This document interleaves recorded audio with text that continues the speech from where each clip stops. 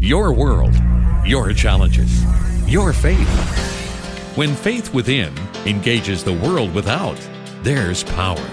It's living life from the inside out. The Bible is filled with stories and direct commands that we provide for people in need. The Gospel of Matthew includes the striking account of Jesus telling us that when we feed the hungry, clothe the naked, visit prisoners, and welcome strangers, we're doing all of that for Him. Today on the Family Life Inside Out interview podcast, we'll focus on part of that call, helping the homeless. Here to talk about what the 500,000 Americans who are homeless face is Linda Wright. She's the Social Services Director for the Salvation Army's Empire Division, and she directs the social services work for upstate New York and Sayre, Pennsylvania. Welcome, Linda, to Inside Out. Thank you. It's great to be a part of today's story and today's coverage of the issues of homelessness. Thanks for having me. Absolutely. Well, Linda, I'm looking for help getting kind of a picture, almost like a mental picture of what we're talking about. When we hear that 500,000 Americans don't have a home, what would you have us picture in our minds? Not everyone who's homeless is sleeping out of doors. Some are in shelters, right? And some are couch surfing at friends' houses. Is that right? That's correct.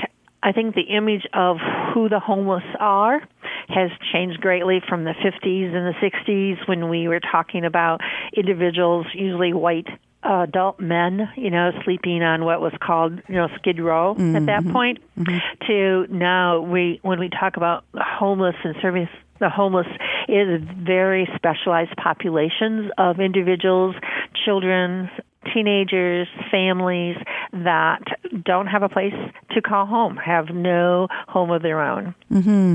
So it's not the homeless person who's an Army vet with addiction issues, which I think for a lot of people, for a lot of us, that's kind of this image, whether or not it was reinforced by television shows or how we get that image. But how easy is it for someone to join the ranks of the homeless? And you've mentioned, kind of an age span there. How young and how old are people who are homeless today? Right.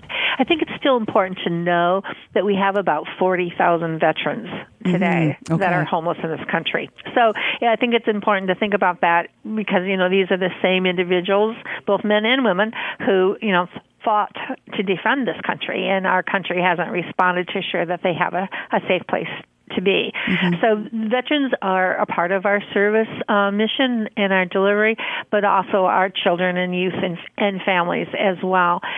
So the age groups, our runaway and homeless youth population, the young people that are under 18, and also what we call the transition age young adult or youth, transition youth, that's the 18 to 24-year-old population. Right. That's the population that is growing the most across the country and in most of our local communities as far as being considered a homeless individual. And those young adults, young people are really hard to wrap your arms around because they don't show up at a shelter or a soup kitchen or a drop-in center until it's the last resort, right? That's not that. They don't call the Salvation Army first usually for a shelter bed. They do that couch surfing and they do, sheds and cars. I have schools calling me to say, they have a high school senior, home is not going to make it work for them. They're almost graduate. They just found out they're sleeping in their car. Is there something we can do? So I think the age span you asked about really, when you talk about families is a full age span. But when you think about sort of the crisis of homelessness, one of the special populations is that young person. If you're just joining us, you're listening to the Inside Out podcast on family life, and I'm talking today with Linda Wright, the Social Services Director for the Empire Division of the Salvation Army. Linda, you've kind of given us a picture of the span of ages. What information do you find surprises people who otherwise have no firsthand connection with homelessness? One of the things that we constantly are challenged with is the issue of homelessness in our rural communities, in our, outside of the large urban centers. So most people think about homeless, and whether that does relate to television shows and movies and all, is an urban issue with someone on the street with a sign maybe, or sleeping under the park bench. But we have some of the largest populations of homeless that are hard to reach in our rural communities. And And our substandard housing in many of those communities and the lack of transportation and jobs and things like that really increase the risk factors for our homeless population. So I would say most folks believe that their community doesn't have a homeless problem, right? There isn't people in their community that doesn't have a homeless problem. That's usually one of the surprises I get. I get surprises around the youth population when I talk to parents in suburban school districts, and we talk about the possibility of a young person sitting next to their son or daughter in their high school algebra class who could be homeless. And then we talk about the numbers of children, mostly accompanied with their parents, that are, in shelters across our country, and that is a big surprise as well. So in rural areas, at least my experience is that there are not a lot of shelters. Where would a person who has run out of options for their home, they've had that one catastrophic situation that has put them out of their apartment, or, they had to make the choice between rent and gas to get to work, and then they have to have the job and that whole cycle. Where would someone find the next step? If you're in a rural area and you can't afford a home, where are you going? So if it's an individual that has work, right, and has some income, they may at least start their homeless experience with the couch surfing and staying with a friend or a family member until that gets too stressful and they're asked to leave. So that can be sort of the first line of defense.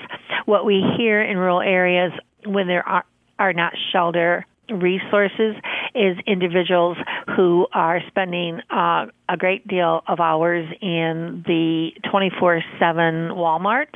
That they're walking around because it's warm and the lights are on, or they're sitting in the emergency room of the local hospital, and they may ask to be seen, but mostly it's because they have no place to go tonight, so they're sitting and waiting.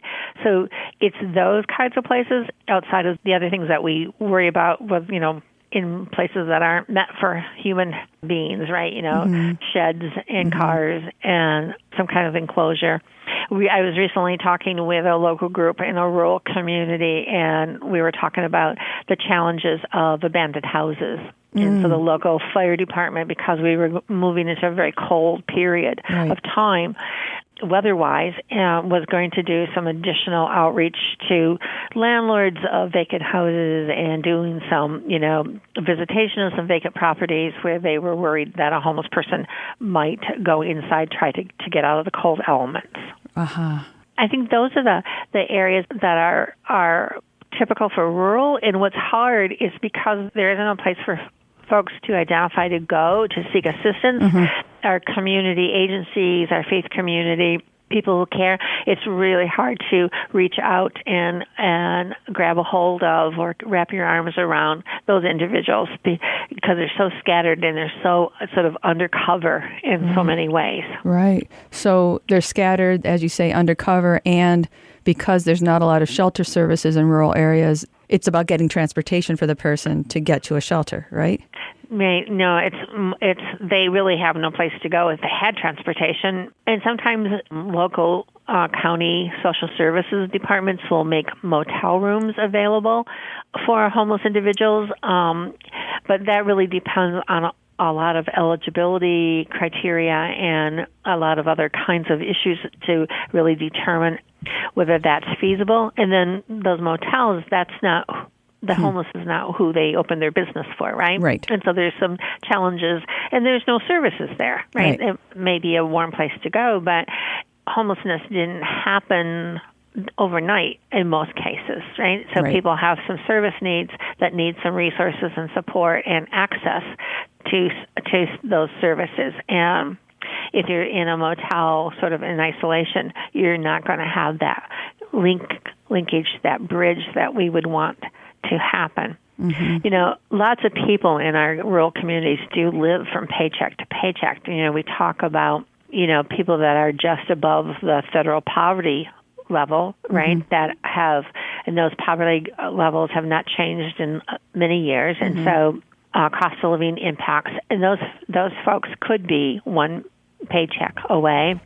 And they've been struggling for a while before they got to that one paycheck away, or a car repair, or a hospital bill, or something that was unexpected, and if you aren't used to receiving services, you find yourself in a brand new environment that you don't know where to go. Right? No guide. Right. No guide at all. And surprised, you don't know what services are there.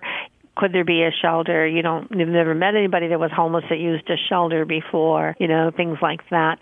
And so you just find yourself, in a disastrous situation where that individual or that family is at risk for other things, for sure. How vulnerable. How vulnerable. We didn't talk about addiction, which is part of at least the stereotype. What role, what percentage, if it's possible to answer that, what role does addiction play in people becoming homeless to begin with? So I think there's two factors when you talk about addiction issues. You also have to include issues of untreated mental health needs or behavioral health needs. Sure. So lots of times our individuals that seek our services have not had access to appropriate and supportive behavioral health or mental health services. And one way they have figured out to treat that is to use illegal drugs to help medicate their mental health issues, the depression, the anxiety, pain, right? Because we know that homeless individuals have very poor health care and have lots of health issues, and pain is a part of that. So those two factors go hand to hand with substance abuse and mental health, untreated mental health issues in our homeless population. And sometimes those are untreated significant mental health issues that, the individual has really struggled to get managed or a handle on. And family members get burned out, right? Sure. So they're exhausted trying to help their loved one deal with a very serious mental illness. So those things are factors that sort of roll in together. I would say that about 50% of most of the individuals that present at our shelters have some kind of addiction issue. But if you don't have an addiction issue or a mental health, once you're homeless for more than 2 weeks, you start exhibiting behaviors that are related to addiction or mental health because of the stress of the homelessness. So one of the best things I think about Christmas is that Christmas routinely prompts us to consider other people's needs. And so we visit nursing homes with our kids to sing carols, or we buy toys for children we don't know. We write checks to mission organizations and charities. But just because we've slipped into the routines of a new year, of course, doesn't mean that the needs of the homeless have somehow diminished. What are some ways that those of us who have a home can assist people who are currently homeless? And are there ways we can help to prevent homelessness? The person listening right now who has no particular expertise in helping the homeless, how can we inject ourselves in a positive way into the solution? I think in your community, there's probably a group of a committee, a task force, a stakeholder group of providers, advocates, people who are concerned for those that are living in our community who are poor or homeless. And as an individual and community member, you can join those kinds of activities and really engage in helping to address the issue of homelessness, solutions, ways to engage the community. I think that's a great advocacy, active role for an individual who's caring about people who are vulnerable because they don't have a safe place to call home. So that's one way. That may not feel as hands-on, but it's so valuable to engage the community, to understand more, to see what you can do to advocate for and support the development of resources and services as well. Most of our homeless providers are always looking for very specific resources to support their individuals that are in their care. Everything from helping with job skills training and resume writing to, mentoring and coaching people through how to do an interview, sort of that volunteer mentor, bringing your expertise. That is what I would call the soft skills that many of our individuals who have had life struggles for a long period of time don't have those kinds of life skills, especially in the area of negotiating conflict or supporting them through job interviews, job searches, frustration it is to go into jobs and get turned down, right? Helping folks. So there's a hands-on role, right? A volunteer hands-on role. Right. People could offer to any of the service providers that are engaged in working with the homeless as well. I know some of the youth groups and scout troops and Sunday school classrooms do a collection of items that make a difference for individuals that are homeless, that are very difficult for programs to offer. Everything from personal hygiene to teddy bears for homeless children, to care drives for pots and pans and cleaning supplies for when someone moves out of the shelter into their own place, to have those things available. And we all know how much it costs for cleaning supplies, paper towels, toilet tissue, the basics that aren't covered if you're on assistance, on public assistance, they're not covered, right, to cover those kinds of costs. Or if you're working low income or part-time, paying your rent is taking such a great share of your income, right? Your disposable income. So putting together those kinds of kits for individuals that are leaving shelters are extremely helpful. My church has it in our church bulletin, everything from linens to dishes and pots and pans that, please donate, because the family shelter in our local community, is discharging 4 to 5 families on a weekly basis that need those kind of items to help them stabilize in the next phase of their family life. Well, thank you. It's all concrete. Going to meetings where you can learn what the issues are and how you might help on some of those committees, everywhere from that to toilet paper and paper towels, all of that is very concrete. And I really, really appreciate that. Is there anything else that you would want to share with me that you think that most of us don't know about the homeless populations that you've helped to work with and helped over the years?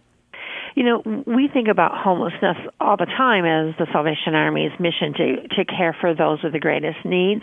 But I think as a country, as a community, as a neighbor, it really is a great moral and humanitarian crisis, right? Right. Thinking about how many people in our communities that don't have a safe place to call home, and because we just experienced the holiday time, I remember the first time a little one in our family shelter asked me whether Santa Claus would be able to find them in a homeless shelter, right? Yeah. And so, I could, because I was a part of the Salvation Army, assure this little one that Santa knew exactly where he was, and knew that because of the support the Army gets from local communities, we'd be able to provide for his Christmas holiday. But there are kids out there that don't have a connection to the Salvation Army, and we are concerned for those as well. It is a great moral and humanitarian crisis when we think of little ones as well as adults and young people that are experiencing the issue of homelessness. Well, thank you. Thank you for the work that you do, and thank you for giving us an opportunity to have our eyes a little bit more widely open about the issue. And I will be linking the Salvation Army website to the write-up of this story, the podcast page, so that people can learn more about the Army's work to help the homeless and those who are hungry, as well as all the other kinds of ways that the Salvation Army helps people. So thank you. Thank you, Linda Wright, for joining me here today on Inside Out. Thank you, Martha. My guest has been Linda Wright, the Divisional Social Services Director for the Empire State Division of the Salvation Army. You'll find a link to the Salvation Army location near you at the same place where you found this podcast at fln.org/insideout. I'm Martha Manikas Foster with Inside Out on Family Life.